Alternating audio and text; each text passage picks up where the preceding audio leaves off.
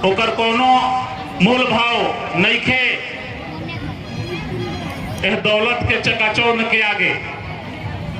तो आई हमनी के अपन प्रथम दृश्य दिखावे जा रहल बानी, जौना में रउआ सभे देखब कि धर्मचंद के बेटी जे कॉलेज में पढ़तिया, वो कॉलेज में जात बिया और वही समय में उनका एगो लड़का से मुलाकात होता। वो लड़का उनका से का कहता और का जवाब देवता रे, एकरा के हमनी के नाटक के दृश्य के माध्यम से देखल जाए। ताई हमनी के पहला दृश्य के शुरुआत करे जा रहल बानी। जय